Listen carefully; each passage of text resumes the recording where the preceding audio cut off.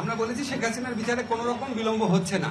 আপনারা একটা জিনিস খেয়াল করে দেখবেন, শেখ হাসিনা সরকার যখন জামাতে ইসলামদের লিডারদের যে একটা খুবই প্রশ্নবিদ্ধ বিচার করেছিলেন এবং ওই বিচারে অ্যাভারেজ টাইম লেগেছে 2.5 বছর। আপনাদের একটা পার্সপেক্টিভে দেখতে হবে, আমরা যেই ভয়াবহ এবং ব্যাপক অপরাধ ঘটেছে এটার উপযুক্ত সাক্ষ্য প্রমাণ সংগ্রহের জন্য আমাদের প্রসিকিউশন এবং তদন্তকারী টিম, আপনারা একটু গিয়ে ওখানে খবর নিয়ে দেখেন ওনারা কী পরিমাণ পরিশ্রম করেন।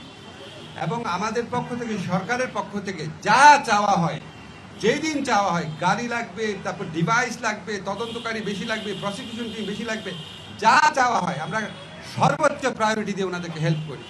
এবং আপনাদের মনে রাখতে হবে, আমাদের এই ট্রাইব্যুনালটা কিন্তু সরকার আসার সাথে সাথে গঠিত হয় না, আমাদের বিল্ডিংও ছিল না, নতুন বিচারক নিয়োগ করতে হয়েছে, প্রসিকিউটর নিয়োগ করতে হয়েছে। ওনারা অভিযোগ করেছেন, আমরা যখন যুক্তিগুলো দিয়েছি তখন ওনারা আর কোনো কথা বলেন নাই, তো আমরা ধরে নিয়েছি আমাদের কথাটা ওনারা বুঝতে পেরেছে।